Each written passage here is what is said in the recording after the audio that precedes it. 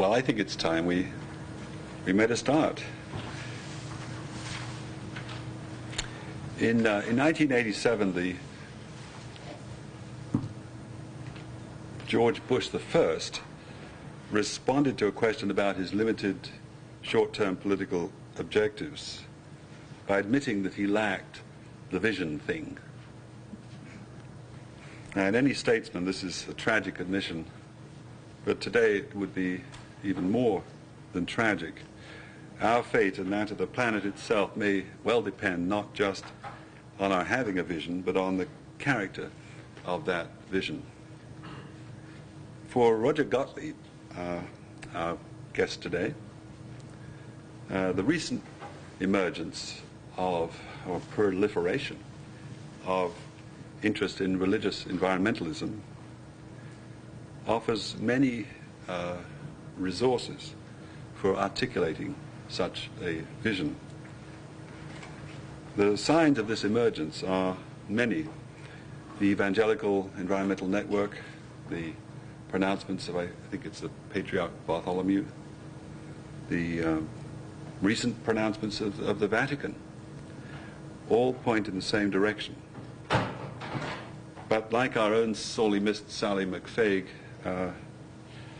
Roger Gottlieb started long ago.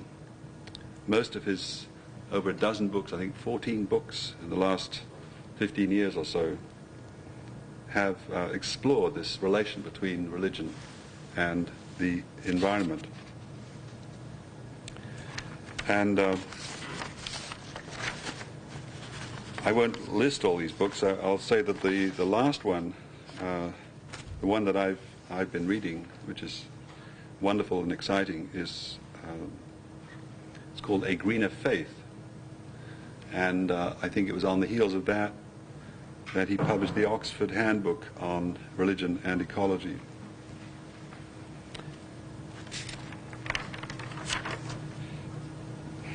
Professor Gottlieb is the guest of the CSRC, but more specifically the Ecology and Spirituality in America Research Group. I think it's fair to say that spirituality captures the kind of religiosity that he is championing.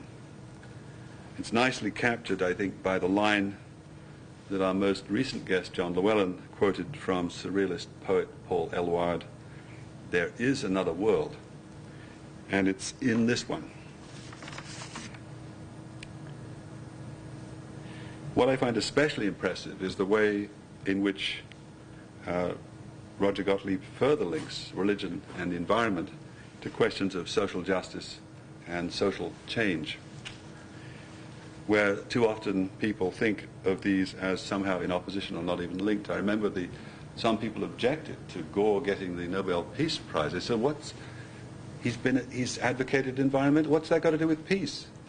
And, you just got to tell them a little story. And then, I see, yeah, maybe it is connected.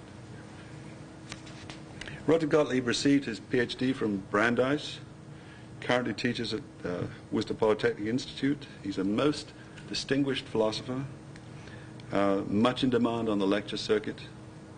He's reviewed in countlessly different kinds of journals, from academic to more popular and religious presses, all kinds of areas. He brings together political and religious questions around environmental questions in a way that I find exemplary. He has the sort of mind that gives philosophy and philosophers a good name,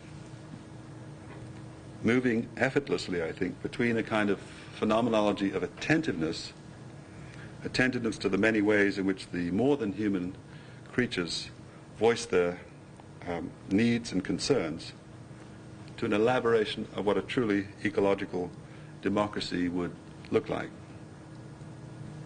His talk today is entitled Religious Environmentalism, Promises and Challenges. And before I just welcome you, Roger, I want to say that this visit will be carbon neutral. We're going to plant a couple of trees in your honor, and that will wipe out all those air miles that you've done. But welcome to Vanderbilt, Roger Gottlieb.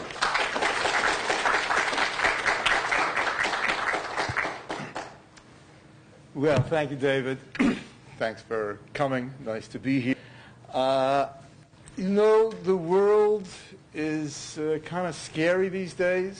There's a great deal of pain, fear, disappointment. Today I'm going to talk about something that's hopeful. I'm going to share some good news, and that good news is the fact that religious environmentalism is one of the most exciting global cultural, political, and spiritual phenomena of our times. With your permission, I'd like to begin as I often begin public lectures. So if you're holding a pen, you can put it down. You can sit up straight in your chairs. You might want to take off your glasses. Let your eyes gently close. This won't hurt too much. Let your eyes gently close and simply pay attention to your breath. The rise and fall of your chest, or that spot at the base of the nose where air enters the body. And let your mind gently clear. You feel yourself supported by the chair by the floor by the building, and the building by the earth, which holds us all.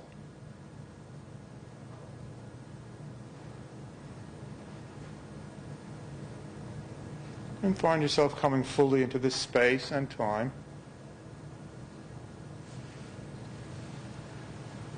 And now, if you will, bring to mind some place in the natural world where you feel particularly comfortable, at home, welcome, nourished. Mountains, the seashore, one particular tree, a lawn, any place, real or imagined.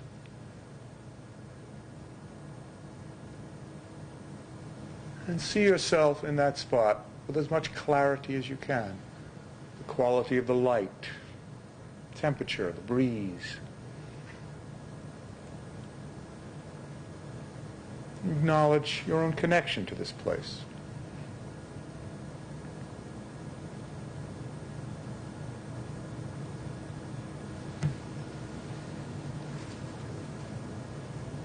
And now, if you will, bring into the space some human being you particularly love. A parent or a child, a friend, teacher, someone who's inspired you. Bring that person there too.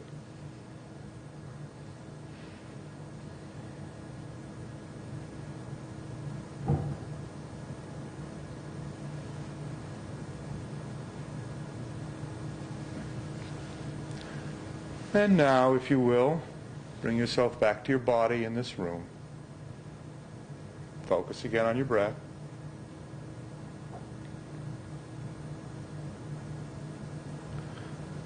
And slowly and gently open your eyes.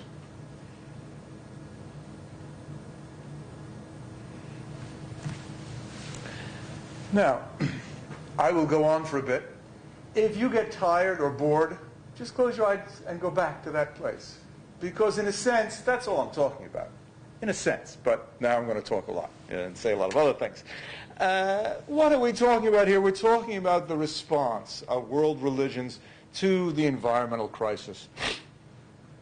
What do we mean by the environmental crisis? Well, on one level, for most of us middle to upper class people in North America, a lot of it has to do with abstractions or things we read about. Global warming, we hear, will be a problem. And unless you own beachfront real estate, that's kind of in the future. Desertification, which means the turning of cropland into desert because too much chemicals applied to the soil. We talk about millions upon millions of pounds of chemical waste, toxic chemical waste in the atmosphere, in the land, in the water. We talk about an epidemic of dying species, the most rapid kill-off of species, some people say, in the last 70 million years. We talk about the destruction of rainforests. And all these things are important, they're real, but sometimes it's hard to get our hands around them or our hearts around them. So let's take one small little fact. In 2004, a study of 12 random newborns was done. I believe it was St. Louis. And they took the cord from the placenta. I'm sorry, the blood from the umbilical cord. The blood, the umbilical cord, and they tested it. They wanted to know what kind of toxic material might be in the umbilical cord of newborns. beings who had just entered into this world from their mother's wombs. And they found among the 12 babies a total of 270 toxic chemicals. The average for each infant's cord blood was 190.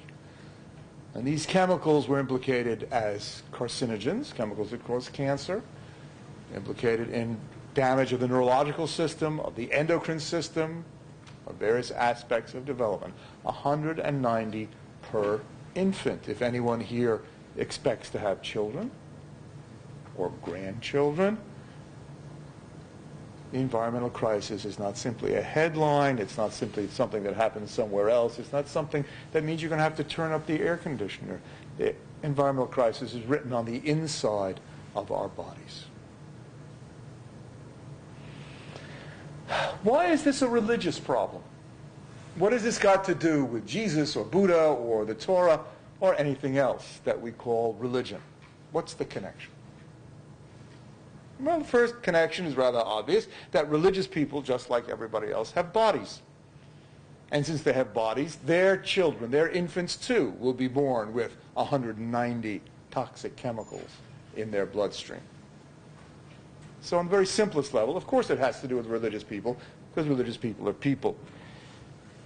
More specifically, in a religious sense, the Western traditions, Judaism, Christianity, and Islam, teach that the earth is the Lord's, which means that the earth is creation, is a gift of God to human beings, remains in fact the property of God.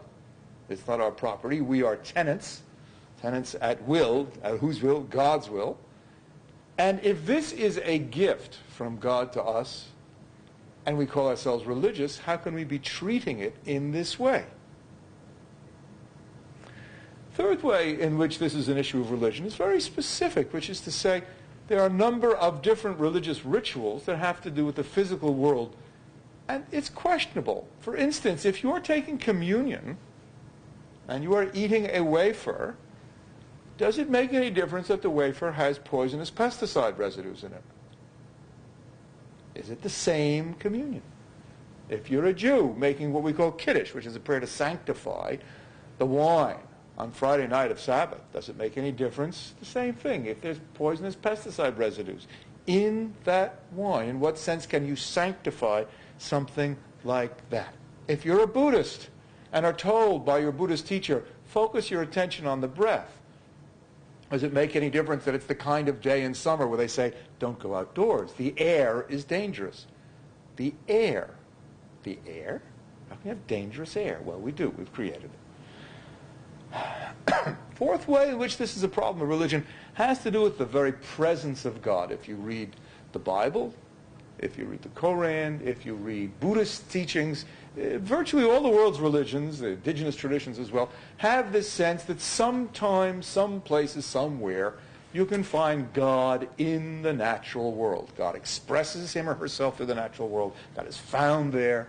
The heavens are telling the glory of God, say the Psalms. The Raji, who were a sort of indigenous tribe on the border of Nepal and India, said, we used to know where the gods were. They were in the trees.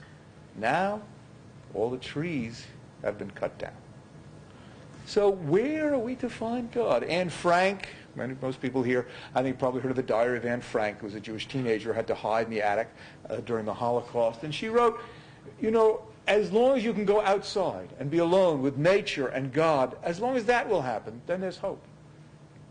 And one need only imagine Anne Frank going outside, if she had survived the Holocaust, but going outside to be alone with nature, the heavens, and God.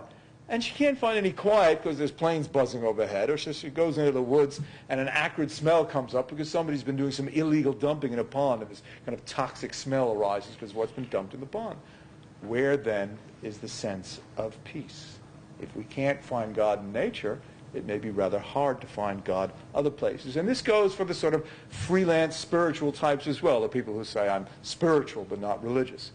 And if you ask such people, well, where do you find your sense of spirituality? Chances are they're going to say, at the beach, in the mountaintop. So you go to the mountaintop, and you find broken beer bottles and a transmitter for cell phone lines. Where's God then? Another reason why religion has to take this seriously is that religions have taught one way or another that human beings are superior to the rest of creation. In one way or another. There are lots of different ways that can be parsed. But if you take a look at our record, our ecological record, that sense of superiority is brought into question. After all, it has now been 44 years since Rachel Carson published Silent Spring, which was her classic account of the dangers of indiscriminate pesticide use. And Rachel Carson said, we have to test these things before we use them. And 40 years after Rachel Carson, people are saying the same things, and we're still not testing them. So in what sense are we so wonderful? The crown of creation, a little lower than the angels. These are the kinds of phrases that are used. Are we really? And in a sense, more painfully, religious people, if religious people want anything, it's almost always to teach their children to be religious as they are, to communicate the importance of the tradition, the sweetness, the beauty, the wisdom of being a Catholic, a Presbyterian, a Jew, whatever. Well, if the 12-year-old or the 14-year-old, the 17-year-old, or the 10-year-old looks up at you and say, how can you have been part of a civilization which did this? How are we going to teach our children? What kind of respect will we get from our children? And finally, religious people just have to ask themselves, how could we have been so dumb? And why are we continuing to do that? Now, the good news to all that is that a very powerful, widespread response to the environmental crisis on the part of the world's religions is underway. If they didn't realize it for a while, if for many years people of faith were enamored of modern industrialization, if the main thing they wondered about industrialization was, gee whiz, can we have the fruits of industrialization distributed with a certain amount of justice? If that was their story for a while, it's no longer their story. Their story has changed. And as a matter of fact, it would be very nice if philosophers, social scientists, the military, firemen, engineers, or any other group was as committed and as active in environmental circles as religious people are. So how do we get a handle on this? Well, we're going to look at 4 different dimensions of the religious response. We're going to look at changes of theology, religious thinking, attempts to tell us what religion means. We're going to look at institutional statements by the big guns like the Pope. We're going to look at action, places where explicitly self-identified religious groups took action in environmental context. We'll say a little bit about ritual as well. Periodically, I'll stop and say, here's a problem. Here's a question which religious environmentalism hasn't answered, which I have my own answer to, but it's only provisional, and I'm just one voice among the masses. So there'll be a lot of description of great stuff going on, and there'll be some places where tough questions have to be asked and have not yet been answered. So what happens when we do eco-theology? Theology as if the earth mattered, some people call it. Well, we do a number of different things, but the strain that runs through all eco-theology is the following. Basically, we're going to stop saying that we're so different, or that we're so much better, or that we're independent. Should not experience ourselves as different, better, or independent from the rest of the natural world.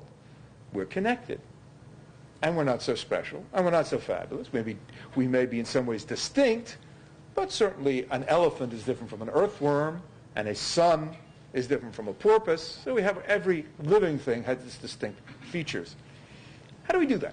How do we change eco-theology so that we do a sense of religion as if the earth matters? Well, first thing we can do is simply look back at the past and try to recover stuff that's there. Maimonides, 12th century Jewish philosopher and commentator on biblical text, generally considered the most important Jewish thinker for about 800 years, said at one point, do not think that all the beings of the earth have been created for your sake. They haven't. Each being has been created for its own sake. Now that is as much as as clearly as possible, someone might say, a definition of what some people call deep ecology, which is doing ecology from the standpoint that it's not just human beings that matter, that everything else matters as well.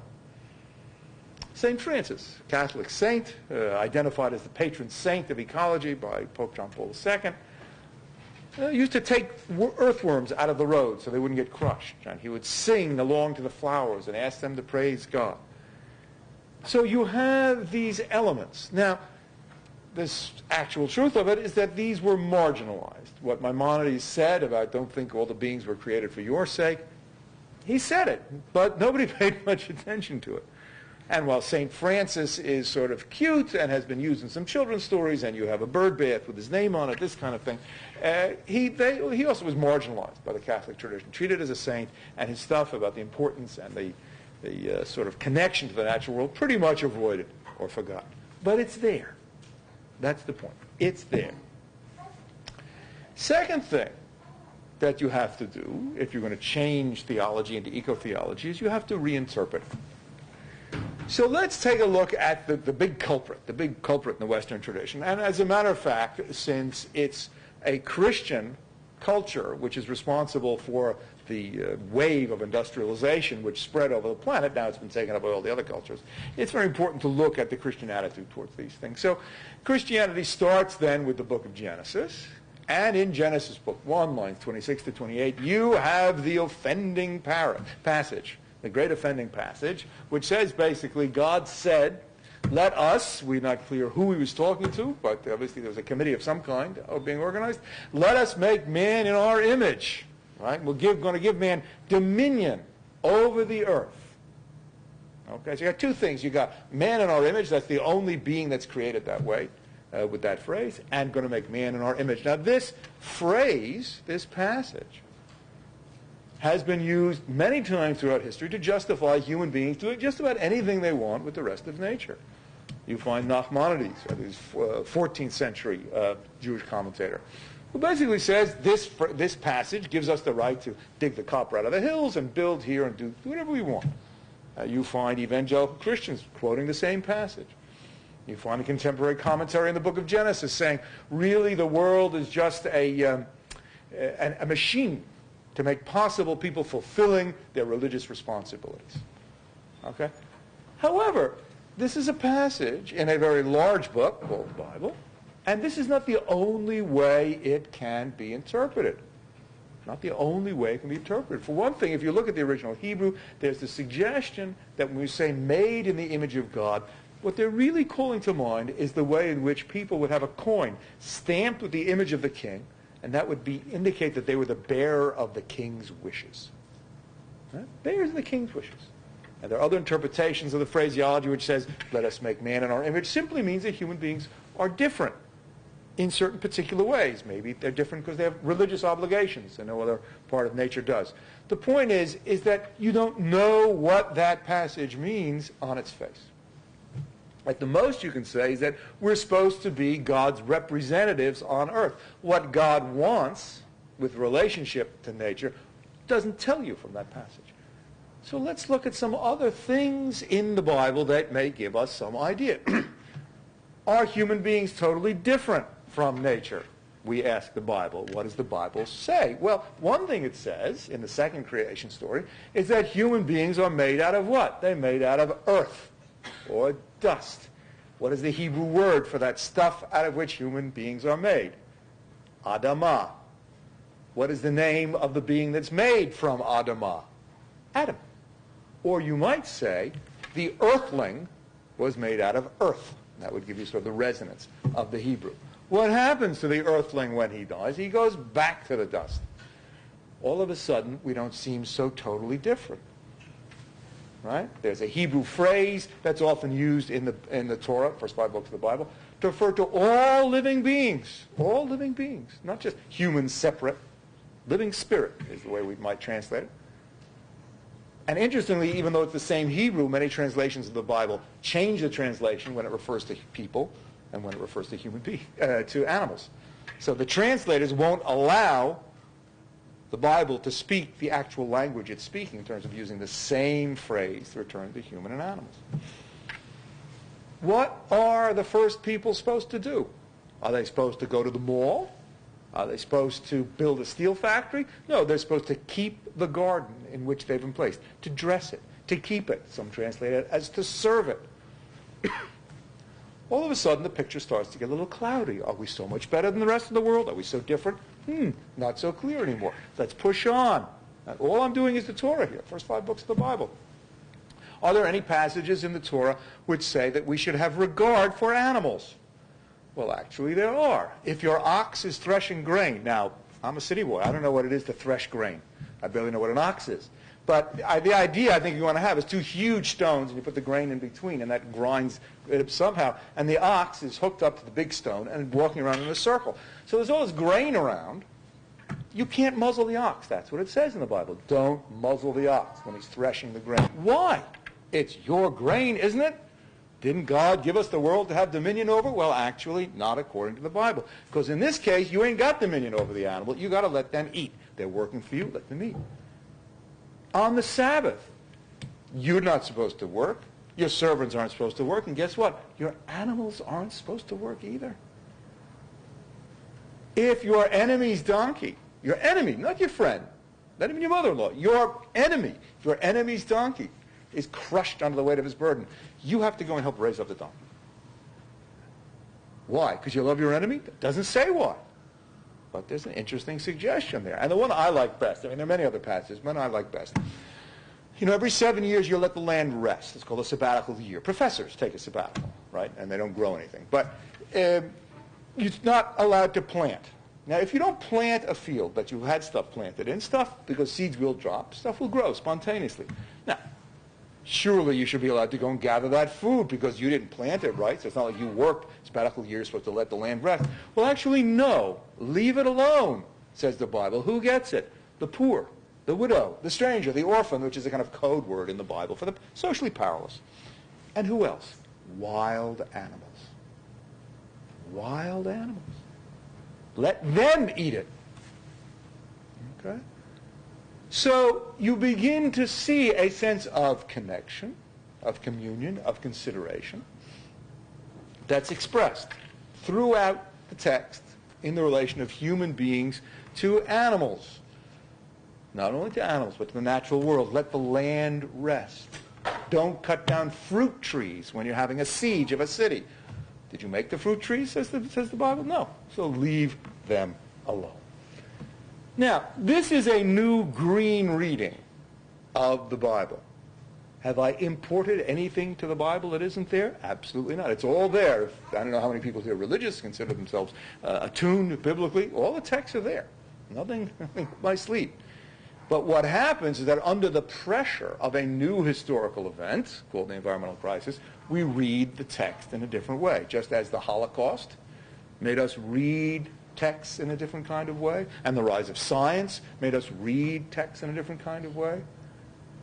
So this makes us read the text in a different kind of way. At one point, Pope John Paul II sort of couched his environmental rhetoric, which I'll give some more examples of in a minute, but couched his environmental rhetoric in the context of saying God looked at the world and said it was very good, and that's why we should protect the environment. Now, if you think how many popes there have been, and how many popes there have been reading the Bible, and how the same words were there then as now, but he was the first one to use those phrases. God found the world to be very good after the sixth day of creation.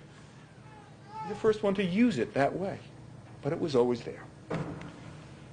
Now, we're not just reinterpreting the past. We have to create something new. Well, why do we have to create something new? Why isn't the old text enough? Why isn't it enough to find respect for nature in the Bible? Psalms which celebrate nature's own spiritual subjectivity. Why isn't that enough? And you find comparable things in Buddhism and Hinduism and Islam. You know, if you want the full details, buy the book. Buy 20 copies of the book, then the hidden meaning becomes clear. That was a joke, guys. Okay, relax. Okay, why isn't it enough? Because traditional religions grew up at a time of nature. And now we have something different. We have the environment. Now, what's the difference? Well, the difference is that even though in the past we could have some effect on the natural world, we could cut down trees during a siege. We could build so many houses. The prophet Isaiah says he's criticizing people who build house to house until there's room for no one but you. Sounds like last week, right? is that our effect on the natural world was limited. And even if it was extreme, it was limited in the area of what we could do.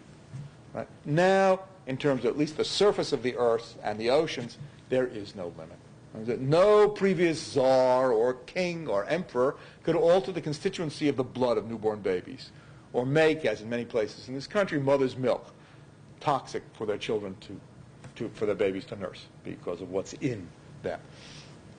No previous emperor could kill wipe out 150 species a day, or alter the climate, or put a hole in the ozone layer. So the human connection to nature has shifted in some ways, at least considering nature as the planet Earth.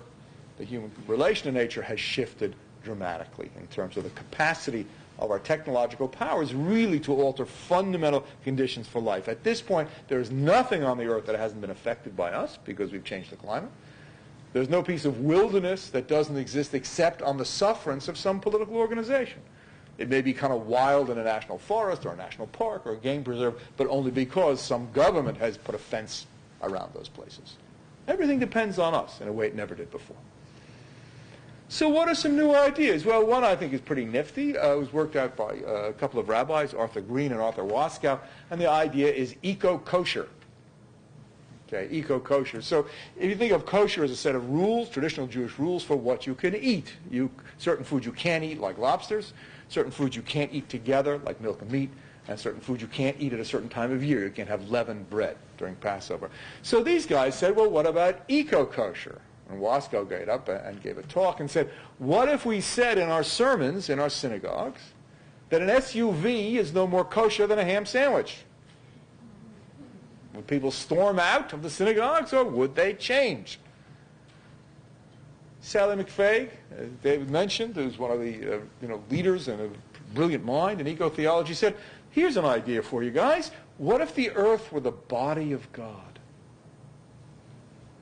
Now, that sounds silly. How could a gulch or a swamp be the body of God? Well, McFaig is very clear about this. She says, if we can't encounter God somehow in this universe, then where are we going to find God?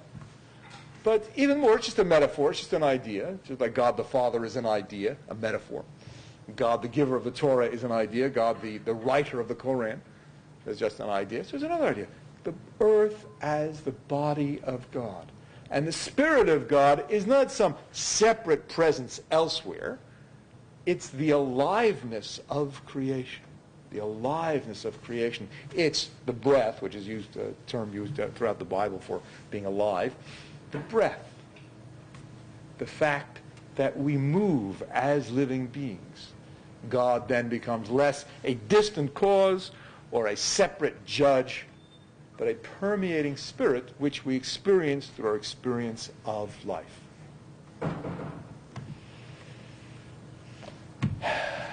We don't just reinterpret and recover and create. Certain things have to be rejected flat out. Okay? The idea that the human soul is fundamentally separate from and superior to, and totally can just leave and forget about the material world, an idea which permeated Christian tradition for many, many years, many, many centuries, is something that the new eco-theologians are rejecting. The idea that there's a hierarchy of being, God on top, angels under that, men, then women, of course, then animals, and then vegetables, and then the rocks, that's going to be rejected. Okay, we have to find some way to think of ourselves in a community of life, a web of life. Aldo Leopold, who was not a religious person, but an important thinker who's often quoted by religious thinkers, says, we want to think of ourselves as plain citizens of the biotic community. Plain citizens.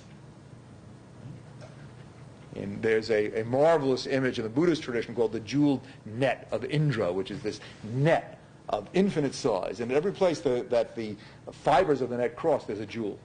So each jewel reflects all the other jewels. An infinitely sized net of jewels, each one reflecting all the others. It's a metaphor for connection, that we are connected. That if you think of yourself as separate, that's part of the problem. So these ideas are rejected. Finally, in terms of eco-theology, the connection, another connection is made, this is a connection that David alluded to before, which is that the way we treat the natural world and the way we treat each other is intimately connected. Becoming an environmentalist is not just about saving whales, though saving whales is a pretty good idea. It's also about babies being born into the world with 190 toxic chemicals in their bloodstream. It's about the asthma rate in poor communities, often communities of color. There are sections of Los Angeles which are so polluted that the children who live there grow with lungs that are abnormally small. All right? There are places on Native American reservations which, because of uranium mining, the cancer rate is 17 times the national average. There are places in Africa where the oil extraction is so brutal that the land has been poisoned, the water has been poisoned, the air has been poisoned, the communities are dying. You cannot, says this perspective, which has been given the name of eco-justice, and if you look at the National Council of Churches, if you look at the Catholic Church, if you look at Reform Judaism, if you look at all these organizations, they use the phrase eco-justice, the idea that there's a seamless interconnection. If you trash the planet, you trash people. And if you look at militarism, if you trash people, you trash the planet. You can't do one without the other. And people here often quote the Frankfurt School, who are these sort of anti-communist and anti-capitalist Marxist tradition from the 1920s and 30s and 40s, said basically if you treat nature like an object, something to be used for anything you want, well, humans are part of nature. You'll be treating human beings the same way. Treat nature like an object, you'll treat people like an object. And clearly, that's what we do. All right. So here's a question. Remember I said I'm going to raise some questions. If we are asked by religion, the Bible, whatever, to be good stewards of the planet, and we are, if we're asked to be respectful of the planet by religions, and we are, we still want to ask, what constitutes enough? When do we stop? After all, every human being has to live by displacing something else. Every house, even the smallest house, moves out all those earthworms, bacteria, and small organisms that used to live there. We have to eat to live. We have to wear something on our bodies. How much is enough? When do we draw the line? How many thousands of dollars per year? And how can you create a political movement? Because that's what religious environmentalism has to turn into. How do you create a political movement that then says to other people, you've had enough? Especially in the context of the United States, which is addicted to ever higher levels of growth. And one reason people are so freaked out is they're not getting them anymore. Or to countries like China and India, a significant percentage of which seem to be on the line of getting more and more and more. When do you say we've had enough? How do you measure enough? And as religious people commit themselves more and more to environmental matters, that's a question that has to be addressed. Okay, so that was theology, a beginning, a touch, a taste, just to give you a little overview of the kind of thing people are doing. So let's move on to institutional stuff, because after all, theologians like myself, or Sally McFaig, or any of the rest of us, we're just usually professors or people who putter around in our studies, writing books, making pronouncements. The question, much more relevant question then, is what do the big folks think? What do the heads of the National Council of Churches, the World Council of Churches, or the Catholic Church, or the head seminarian of conservative Judaism, what are they saying? And they are saying the exact same thing. They're saying the exact same thing. So David mentioned Bartholomew, who's the patriarch of Orthodox Christianity. We're talking 300 million people there. Said quite clearly, to commit a crime against the natural world is a sin. For humans to cause species become extinct and to destroy the biological diversity of God's creation, to degrade the integrity of Earth by causing changes in its climate, by stripping the Earth of its natural forests, to contaminate the Earth's waters, its land, its air, and its life with poisonous substances. These are sins. Now, that's a wonderful quote. I've used it over and over again. The power of the word sin. You see, there's a certain kind of seriousness there that religion brings to the table. This is not a simple mistake. Gee, I'm sorry. Oops, I spilled the milk. I'll wipe it up. No, this is a sin. The gravest offense against the deepest sources of meaning. Even if you're not religious at all, even if you think religion is a lot of hokey, there's still kind of a resonance to the term sin. That is a basic kind of power. But again, here's the religious leader of 300 people committing himself to this position, and even saying later on in that quote that he thinks people ought to be charged with criminal offenses for doing this sort of thing. World Council of Churches, umbrella organization of Protestant faiths representing 300 or 400 million people. We affirm that the world, as God's handiwork, has its own inherent integrity, that land, waters, air, forests, mountains, and all creatures, including humanity, are good. And that's a reference back to Genesis. Good in God's sight. The integrity of creation has a social aspect which we recognize as peace with justice, and an ecological aspect which we recognize in the self-renewing, sustainable character of natural ecosystems. I'll give you one more quote because it's quite interesting historically. Okay?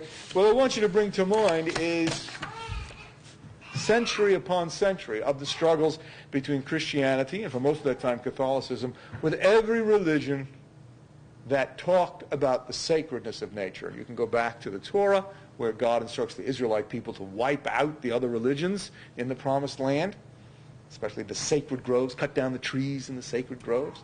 And you think of the incredible violence of Christian colonialism and the destruction of native religions, working its way all the way forward to a time in this country, approximately 80-year period, when it was illegal to teach Native American religions. Freedom of religion? 80 years, illegal to teach Native American religions. So here's John Paul, the Pope, in the year 2000. The discovery of a transcendent presence in creation must also lead us to discover our fraternity with the earth, to which we have been linked since creation. This very goal was foreshadowed by the Old Testament in the Hebrew Jubilee, right, when the earth rested and man gathered what the land spontaneously offered.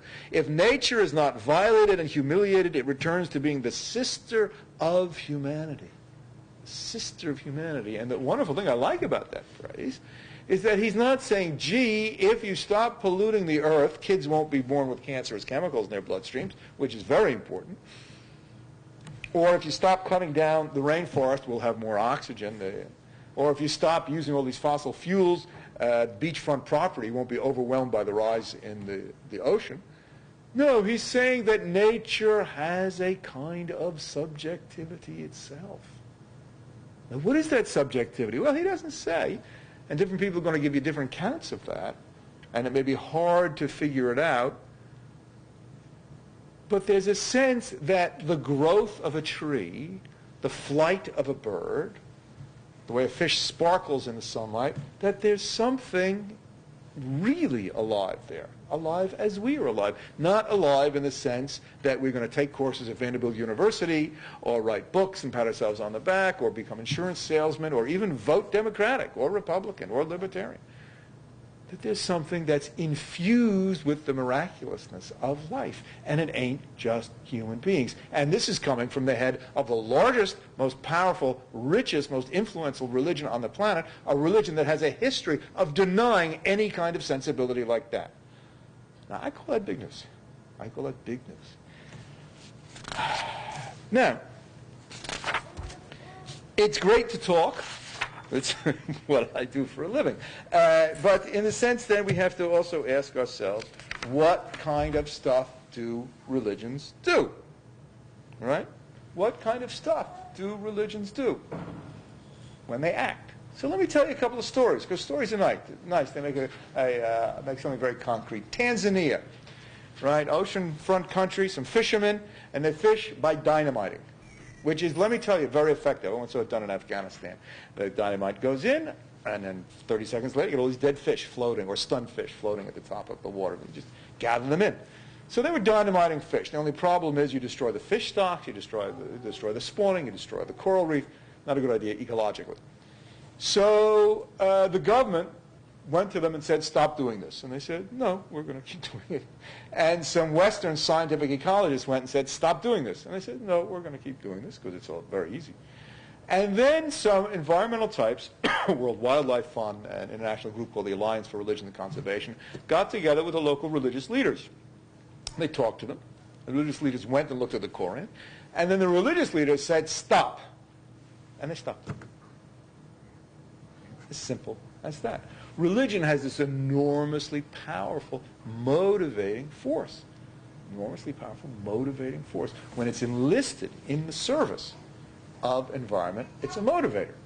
Now, there are countless other examples I could give you of people greening churches in England, of Saudi Arabia using the Koran as the basis for having nature preserves in Saudi Arabia, of teachers of Oriental medicine, of Chinese medicine in Taiwan, changing recipes for the herbal responses to illness because some of the traditional recipes called for parts of endangered species. The Sikh religion, you know, with the turbans and the swords, they've committed themselves to 300 years of ecological responsibility. And they serve like 10 or 15 million free meals a day in India. That's one of their religious commitments. That's what they're committed to, making all their free kitchens much more environmentally green and cool, so forth and so on. Okay, if you look at the World Council of Churches, has been a constant presence over the last 15 years or so at international meetings on climate change. And the World Council of Churches have been pushing the idea that responses to climate change is a moral concern, a religious concern, not just economic and scientific. There's a network of nuns in the United States called the Sisters of Earth who live in small rural communes, and they practice organic agriculture, and they teach earth literacy, and they communicate the value of the earth as a place to re-inhabit, is one of the terms they use, to live in a much more modest, controlled, sustainable way. There's a marvelous story from the West Coast where there was one of the last stands of redwoods in the country was going to be cut down.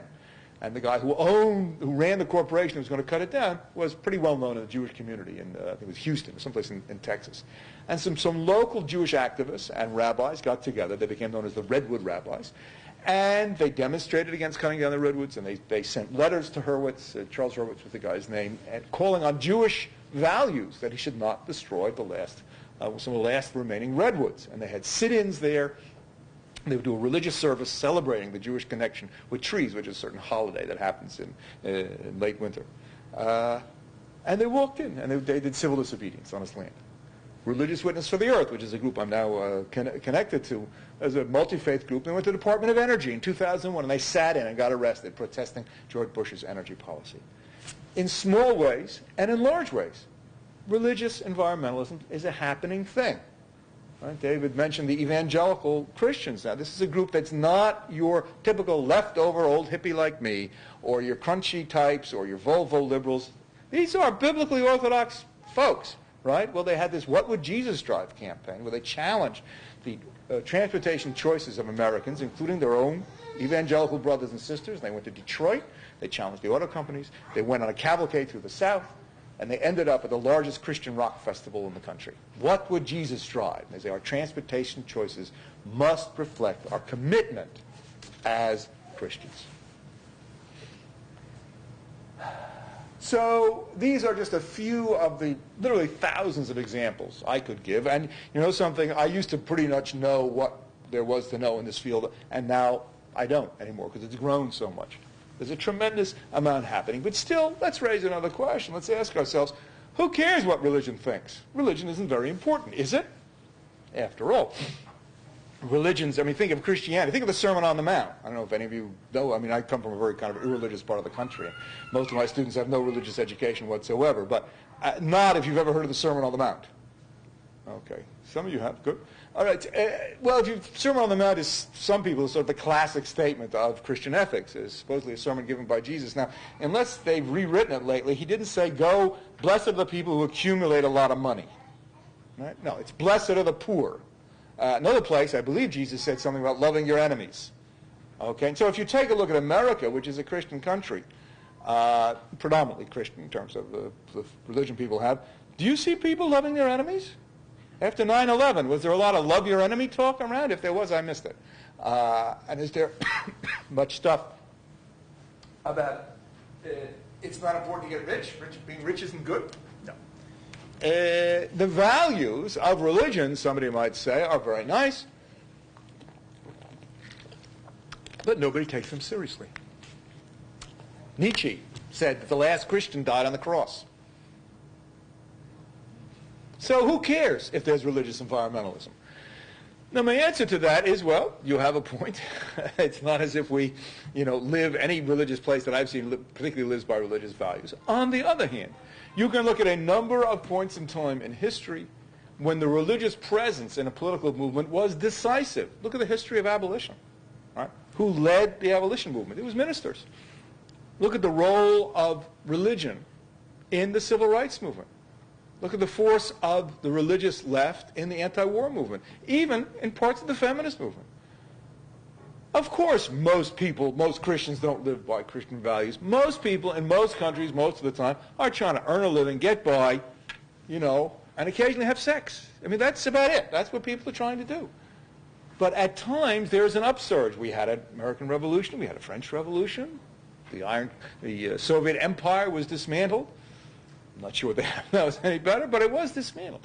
And we have an international environmental movement. There are 300 international environmental treaties that didn't exist 20 years ago. Certain problems were dealt with fairly well after a while, ozone being one of them. And religion is part of that. If you consider how many billions of people take it seriously, how much money and places and buildings for meetings and newsletters the religious community has, it's very important that they should be on the right side.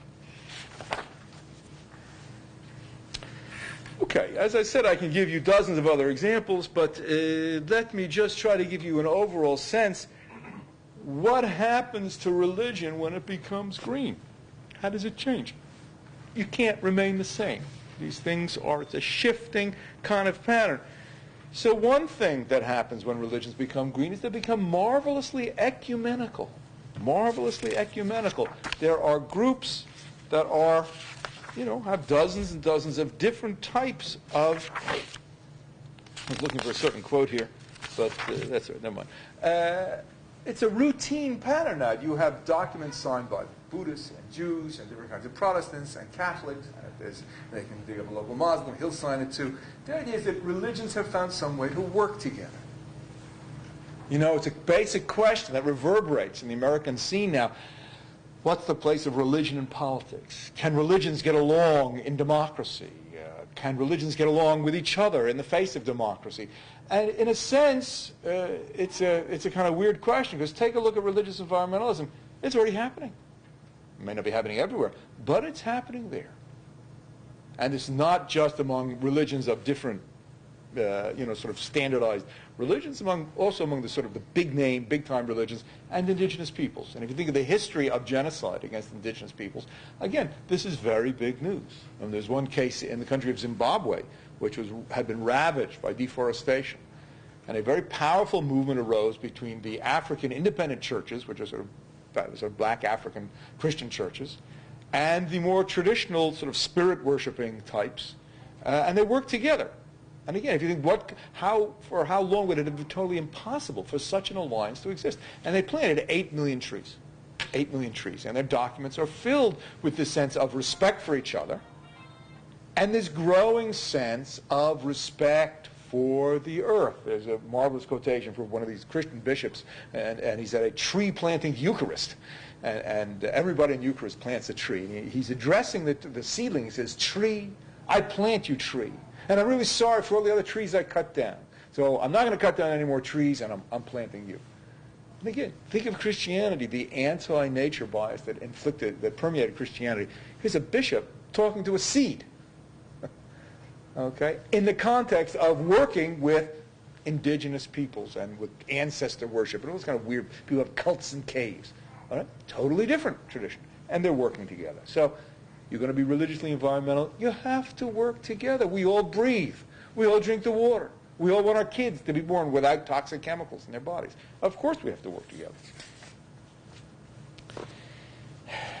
Second thing that's marvelously interesting is the relationship of religious environmentalism to science. Okay, all of a sudden science, which had been the enemy for many years, or something that worked a totally different side of the street for many years, starting with the church's persecution of Galileo, up to the continuing resentment against evolution. You read religious theologians, you read the Pope, you read the head of the National Council of Churches, you read rabbis, they're all quoting scientists. pick up any of their books, their proclamations, their declarations. Why? Because the scientists are laying out the scope of the environmental crisis. And not only are they quoting scientists, they're working with scientists. Starting from the early 90s, there have been a number of big-time declarations by religious leaders and big-time scientists working together, writing letters to George Bush, saying, look, our dependence on fossil fuel is destructive and ruining our heritage. So the idea that religion and science are implacable enemies is getting wiped away. They're not implacable enemies. They can work together. How do we know they can work together? Because they're working together. There's also a cooperation with secular groups. A few years ago, there was an ad on TV which was talking about defending the Arctic National Wildlife Refuge from oil development. And one of the phrases in it was that we need to protect creation from destruction. And it was kind of interesting. It had the usual thing that, so the New Age music and the beautiful pictures of the mountains and the forests. But the word creation was kind of unusual, and it turned out that this was an ad that was jointly created by the National Council of Churches and the Sierra Club. And they'd had this whole debate, can we use the word God in it? They took the word God out. And some people didn't like the word creation either, but they left the word creation in.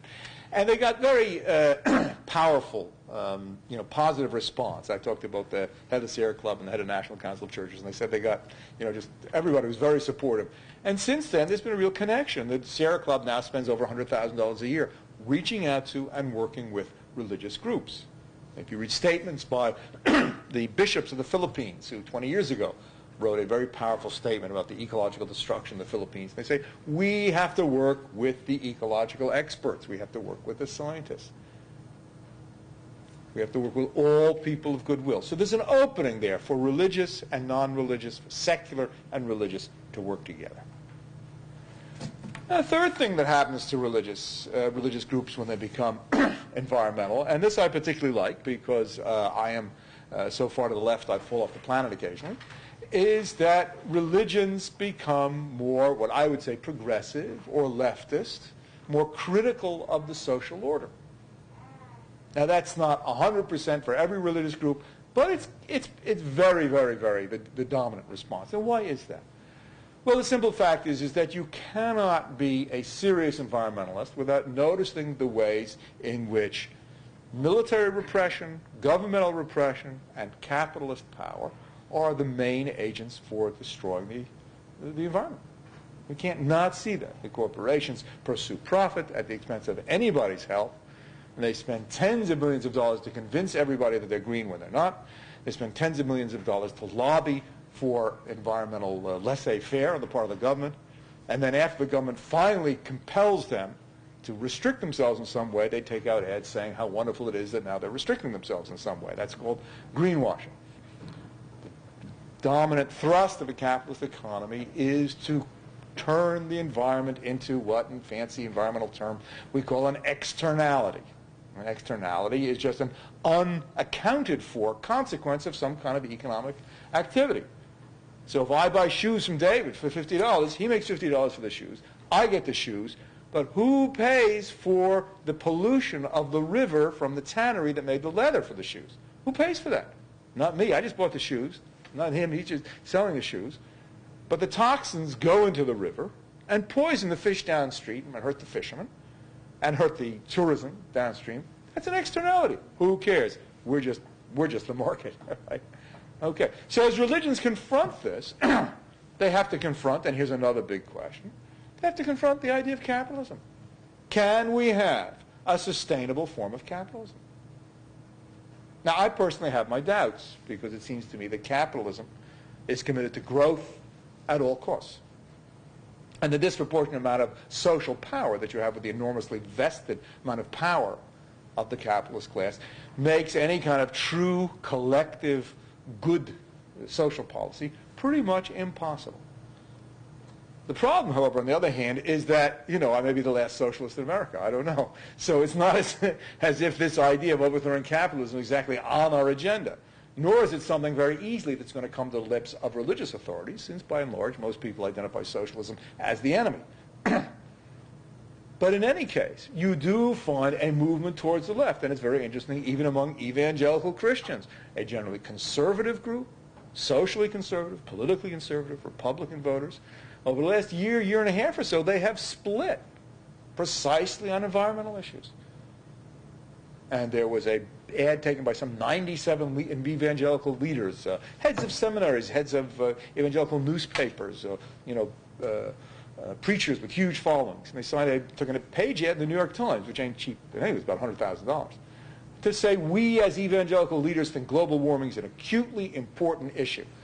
Now, there are much more conservative evangelicals who deny this, which just goes to show that there's a split in that community. And those who were, sort of the environmental types among the evangelicals were up there just talking with Bush and challenging Bush's policy. And before this, there was no basis on which they would challenge Bush, except to say maybe he wasn't religious enough. Okay. The fourth thing that you have as religions become environmental is the question of ritual. And what does ritual do for us? Right? Well, there's a lot of different things. In fact, one of the most powerful things that religion offers is ritual. It enables us, among other things, to deal with the passages of life, with things that happen in our life. It enables us to celebrate what's going on.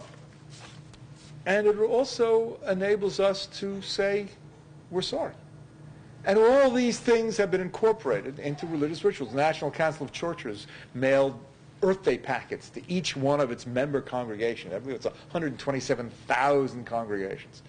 And one of the Earth Day packets contained a common prayer. And part of the prayer was, we admit that we have been wasteful. We admit that we've been greedy. We admit that we have caused destruction of the environment. Now, it certainly is the case that people can say that prayer while they're thinking about where they're going to play golf after services. There is no guarantee that anything, no rational argument, no scientific paper, no movie by Al Gore, there's no guarantee that anything will have the desired effect. But it certainly strikes me that there's a kind of openness that can be part of any ritualized experience, like a church service. And this has the potential to be very powerful, to reach into the heart in the way that statistics on breast cancer do not, unless, of course, it's you or your mother who has the breast cancer. And we really do have also prayers that never could have existed before. I just need to find this one here because it's like nothing. There we go. Oops. Yes. Check out this. We pray to God on this holy morn that no petroleum oil will be discovered in our communities. Indeed, Lord, let the oil underneath our houses and farms drift away from us. Lord, spare us the pains and the misfortunes and diseases that petroleum oil brings to our people and to our farms and rivers. Lord, protect us from further harm in the hands of those who want our properties. Amen. Right? That was a prayer by a pastor of a Christian congregation in Nigeria's Niger Delta, where oil development destroys the health and lives of communities. Okay? When I said that we need new form of religion because nature's become environment, that's a classic case. What do we want? In a sense, we'd like all all religious people to run out and join the Sierra Club. That would be great. But it's not only that. It's actually that religious people have some specific things they can bring to the table of environmentalism. And I don't just mean religion as a motivator, though that's very important. Because if you just say, I, your priest, tell you to go join the Sierra Club, that's good. But there's nothing specific about that. There's certain specific things that religion offers. Take this one, for example. In my mind, there's one single environmental problem that's the absolute biggest problem. You think, what's the biggest problem? Is it global warming? Is it ozone? Is it toxics?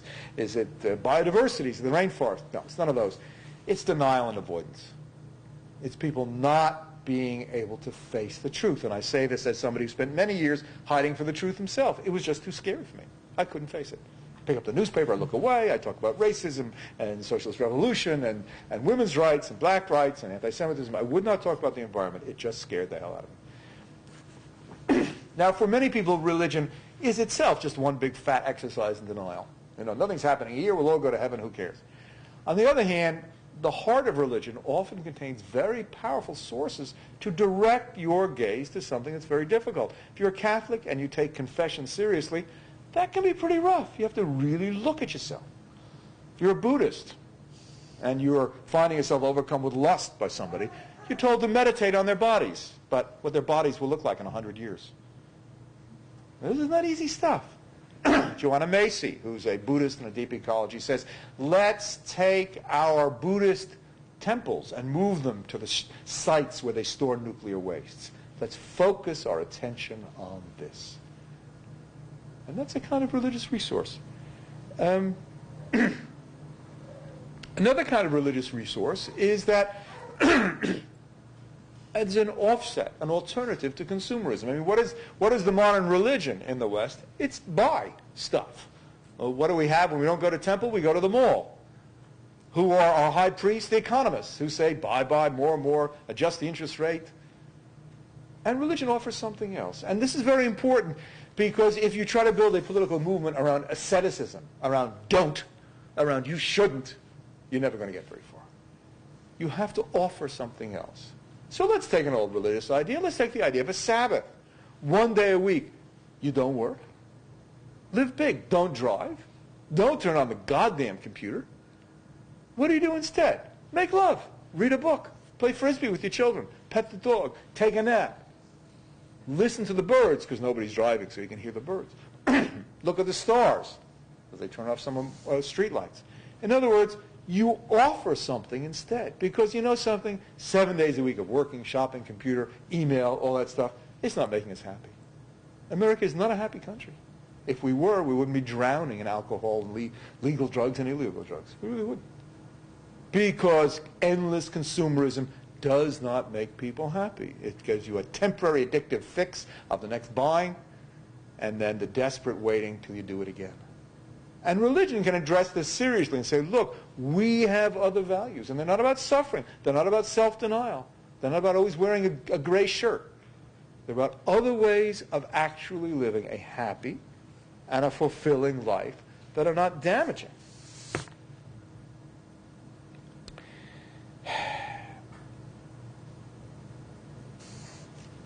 Two more points, then I'll stop.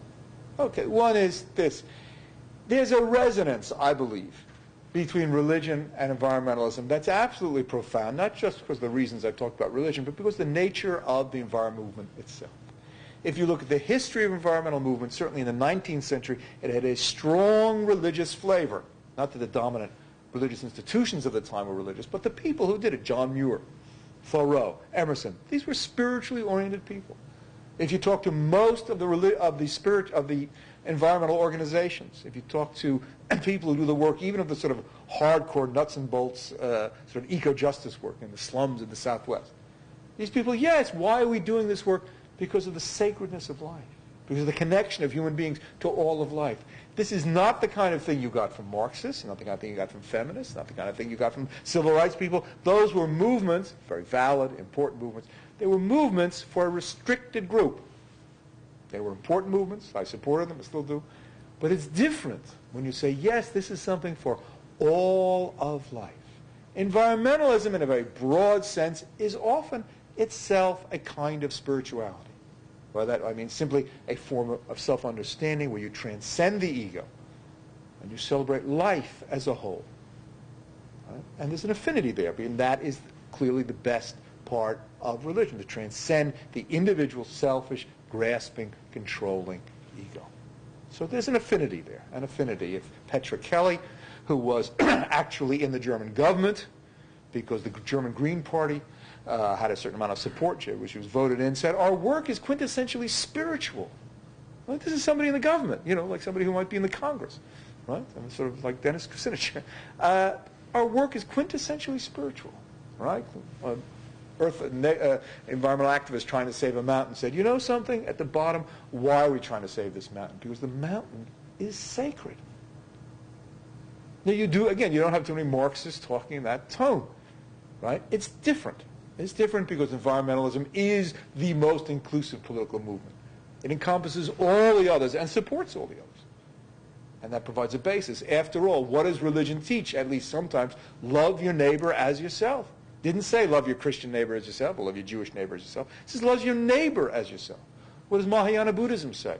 I vow to bring all beings to happiness, not just the ones in my country.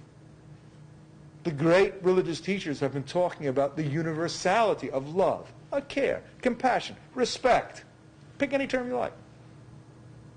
And in the end, that's what environmentalism is doing as well. Lastly, if you are an environmentalist, said Aldo Leopold, you walk alone in a world of wounds. You walk alone in a world of wounds. Now, clearly, as environmentalists, we're not alone anymore, but we do walk in a world of wounds. Pick up any environmental publication, subscribe to any environmental news service on your internet, and you see that. Where's the place of hope? Is there hope? Are we going to win? Are we going to succeed? Are we going to save anything, something, very much? Will we be there, watch as the last tree is made into an advertisement for the nearby mall? I wish I could say I knew, but I don't. On the other hand, there's an advantage in not knowing. And the advantage in not knowing is that I do not have a rational basis for despair. I have a rational basis for grief for all that's been lost. I have a rational basis for anger at the people who are most responsible. I have a rational basis for a certain amount of shame that I am not better at what I do, at the way I live. But I don't have a rational basis for despair, because you can only despair rationally when the game is up. The game isn't up. Certainly nobody in the 14th century would have believed that democracy was possible. Certainly nobody, when I was a college undergraduate, would have believed that the women's movement was possible. And who knows what the future can bring? Nobody in this room knows. But even more important, to be a religious environmentalist, in a sense to be any kind of environmentalist, is to say, in a funny kind of way, I don't care what happens in the future. Not that I really don't care, but this is the way I have to live now. Whatever the future holds. Now I have to bring love to the world. Now I have to bring care to the world. It's the only way for me to live now. It's the only way I can make meaning out of my human existence on this planet at this time. It's not a matter of you have to have certain outcomes, but that a certain form of action and commitment and care gives life meaning. Okay, put down your papers again. Sit up straight in your chair. And let your eyes gently close. If you can, put your feet flat on the floor. And focus your attention on your breath, the rise and fall of your chest. That spot at the base of the nose where the air enters the body.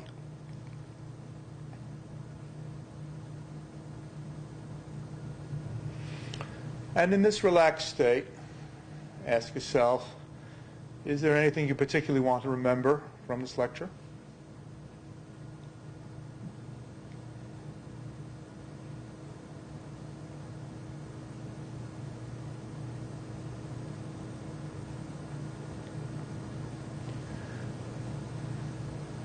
And in this state, ask yourself, are there any questions you wish to pursue further?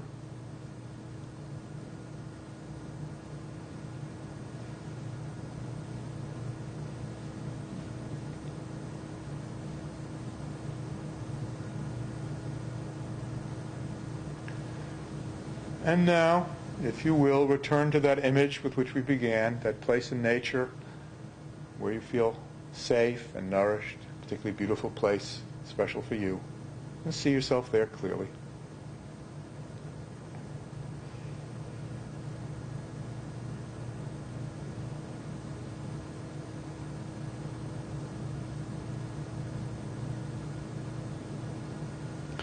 And once again, bring in that human being you particularly love, parent or child or friend or inspiring person.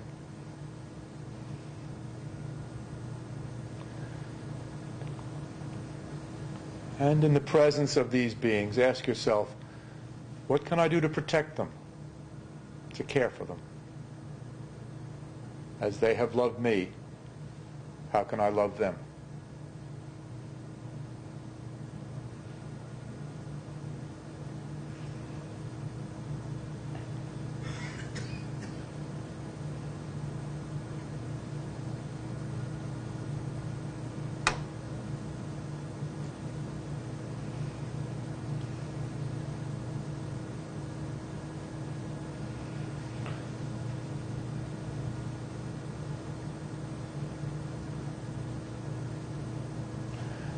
And knowing that whatever insight or commitment you have in your heart now is always available to you, bring your attention back to your breath.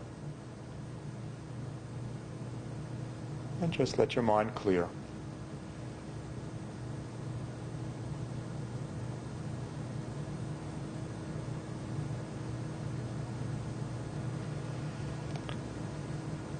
And slowly and gently open your eyes.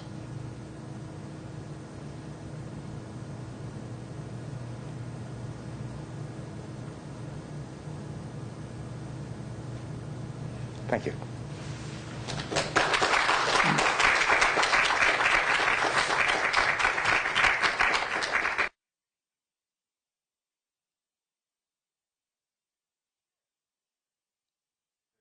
Yes, absolutely. But also don't rush into anything. It's a process. Sometimes people need a few minutes to sort of surface. So, but if you do have questions, I'll be happy to answer.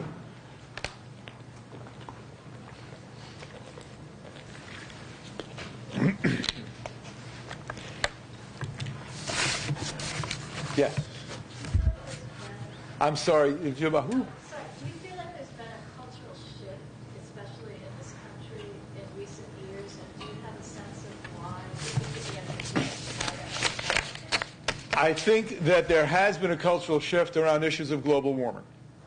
I think that there's just been too many weather events. And I think that on a more cynical level, there are enough people in the ruling class who are scared by this, like insurance companies, that they're allowing sort of an avalanche of media attention to be put on. I mean, the ruling class in itself is split about this. There's some, Exxon would just continue producing that junk forever. But Lloyd's of London, which is a rather large firm, is very upset about all the insurance-related damages. But I do think there's been a shift. I'm hoping and praying that the shift will include not just global warming, but all kinds of toxic materials, and we'll get a global sensibility. But I think it has changed, yes. And I certainly think in terms of my own work in religious environmentalism, in 10 years when I was doing this work, people would say, religion, environmentalism, duh, And now you don't get that duh anymore. People say, oh yeah, of course. So there has been that. I think that 9/11 was this enormous setback for everybody in practically every way. But now we're seeing that, yes, this is one issue, but that doesn't mean that the global warming went away. I think things like Katrina and the drought in Georgia and stuff in the Southwest, and people are really starting to see the difference in the weather. The fact that you have magnolias in Boston blooming in October. I mean, this is crazy, right? So people are really, it's starting to add up, despite all the denial and avoidance and the way the modern technologized society makes it almost impossible to concentrate on anything for more than about 10 minutes. It's starting to add up. Yeah.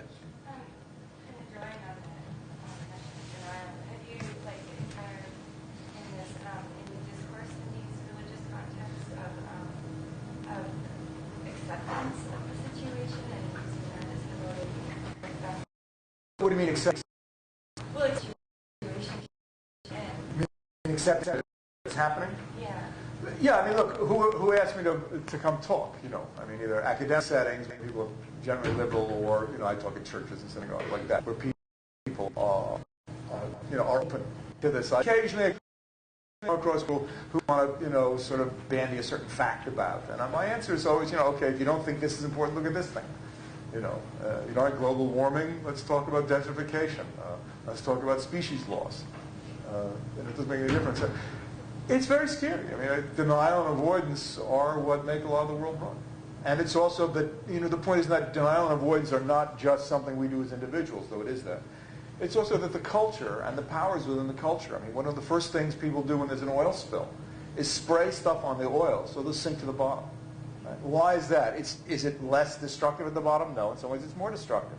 But you can't see it. If you can't see it, you can't take a picture of it. If you can't take a picture of it, it can't be on the evening news. You go to certain World Bank sites where there are destructive development projects.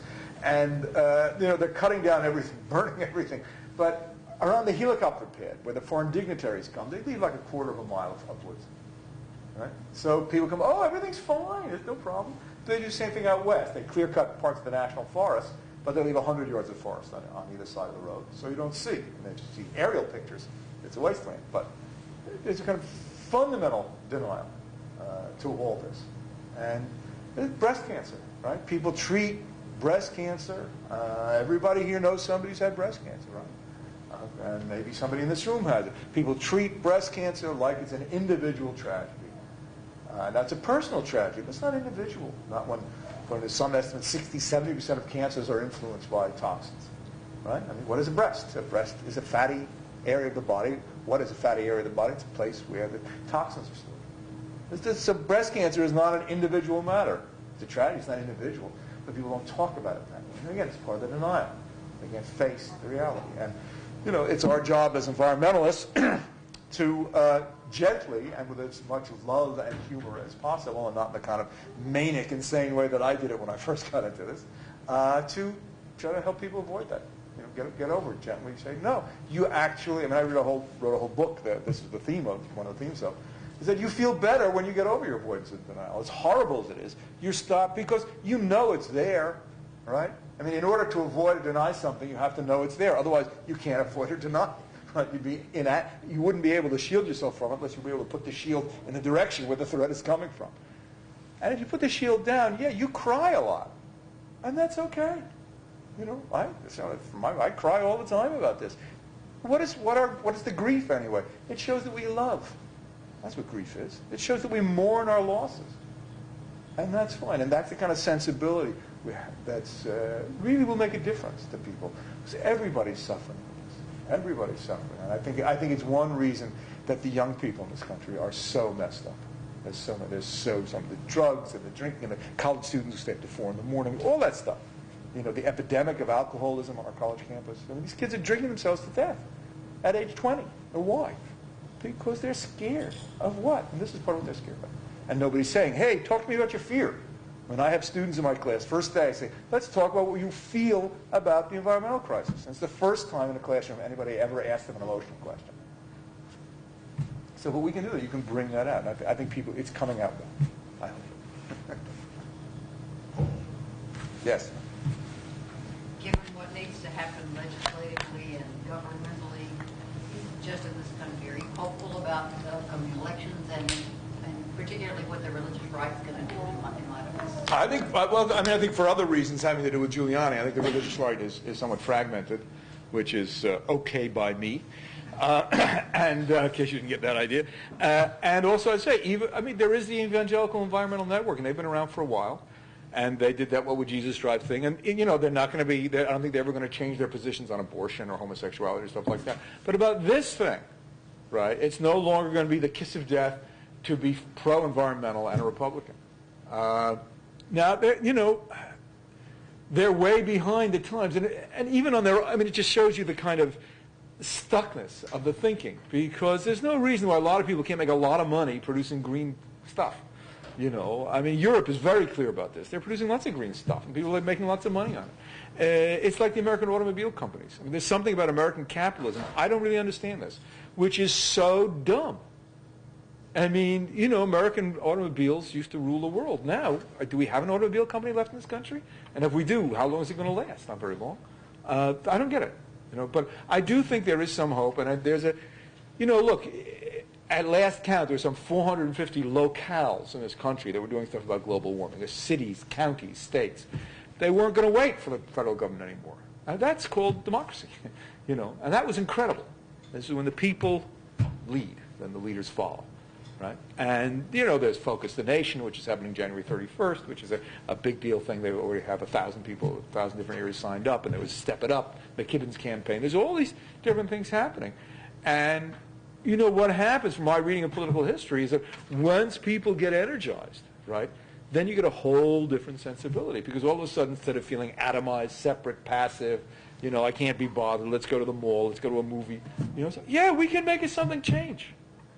And there's incredible power in that. Now, doesn't mean it's going to last forever. Look at the women's movement, which had its heyday, went sort of downhill, sadly, afterwards. But I think there's something on the horizon, you know. I think something is happening. I mean, my old 1960s blood is beginning to race a little bit.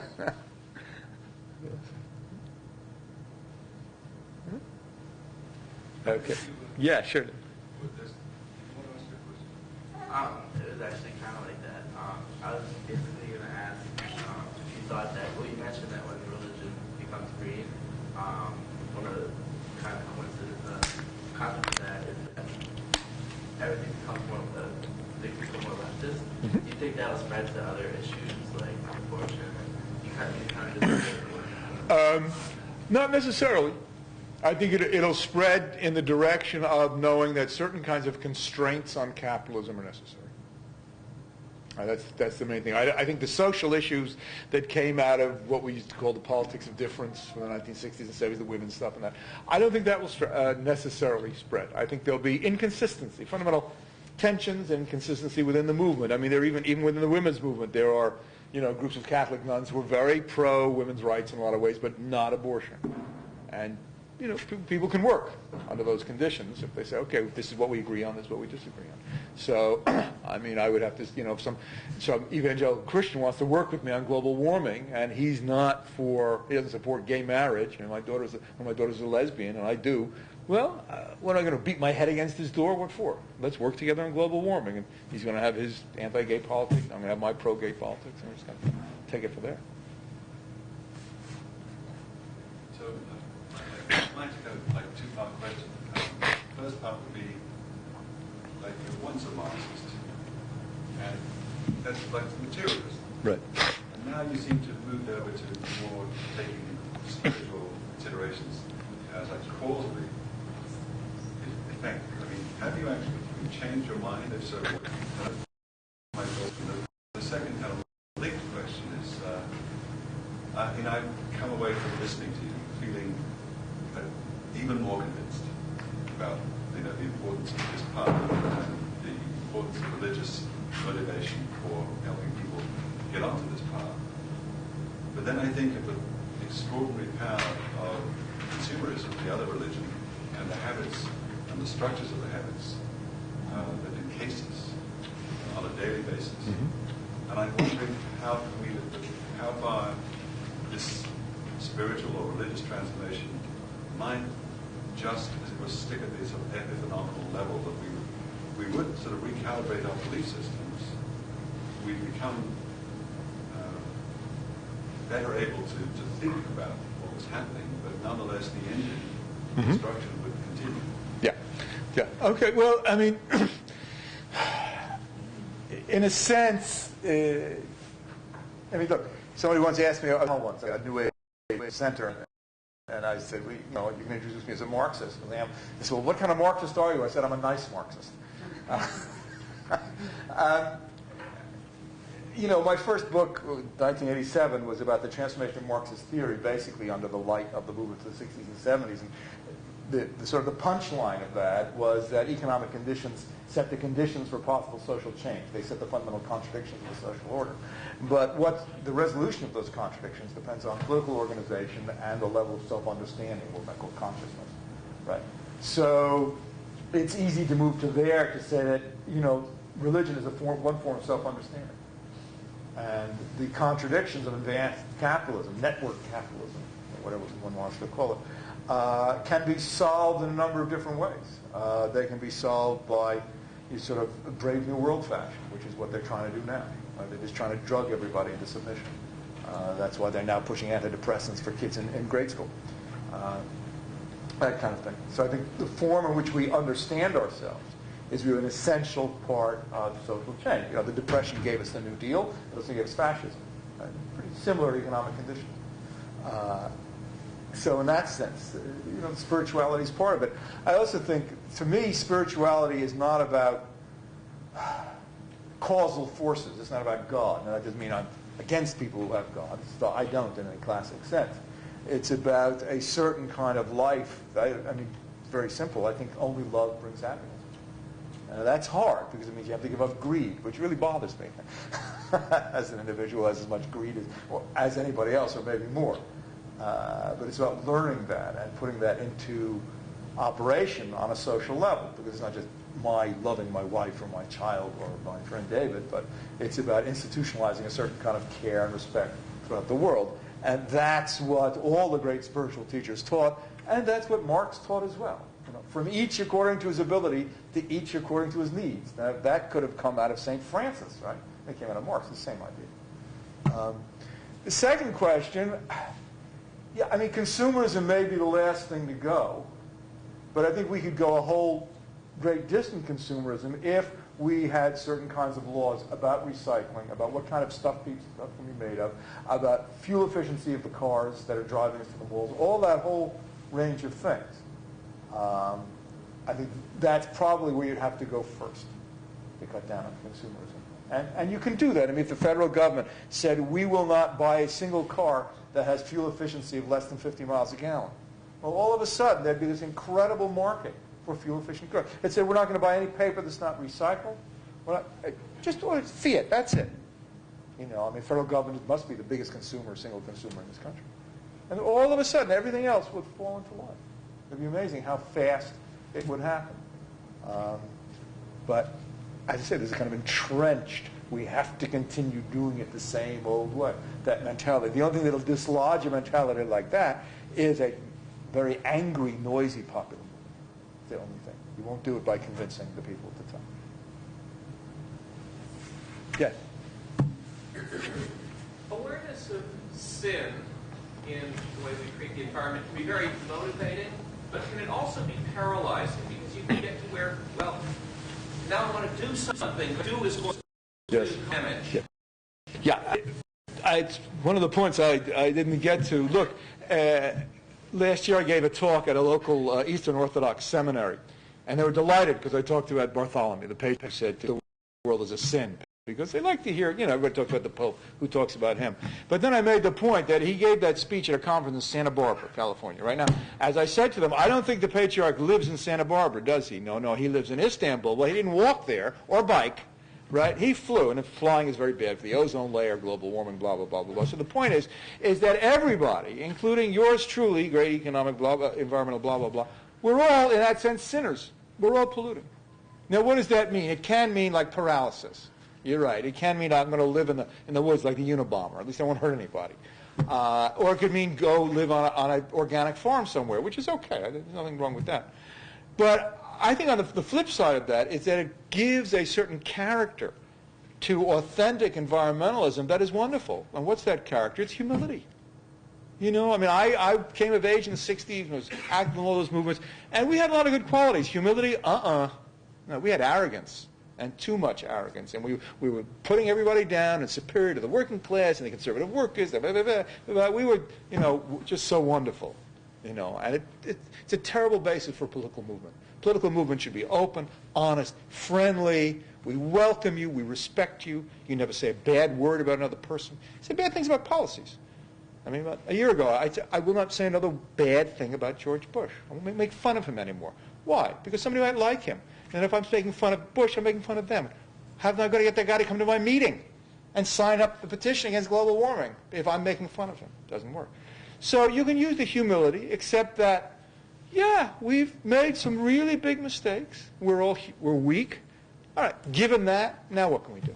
Can you come to the demonstration? Can you buy a hybrid car? Can you change your workplace? Can you get Vanderbilt to enough already with these stupid quadrangles with grass to take all those chemicals, plant some native plants, bring into high school students to see what native ecology looks like? Can you do that? Can we turn on the thermostat? What's used to clean around here? What kind of stuff? Can the president of Vanderbilt sign the stuff for Focus the Nation, January 31st? And on and on and on. You can do it anywhere. I mean, I once heard Elie Wiesel, the great Holocaust survivor, the writer, Nobel Peace Prize, when I heard him give his usual spiel about depression and stuff, somebody stood up and said, where should I start? And I'll never forget. Wiesel said, start anywhere. You know? Start anywhere. Start where your heart leads you to, where it moves you to. And don't waste time on the guilt. Just use the guilt as a motivator to change. We're going to have to call this to a close, but I'd like to ask you if we did plant 2 trees to make this a Great. carbon neutral event, which kind of trees would you like? Oh, any native tree. I like all trees. Native trees? Yeah, no, Native Tennessee? that's right. Yeah. That's right. That's Very great. good. And thank you so much, and we'll have a little reception outside. Thanks so much.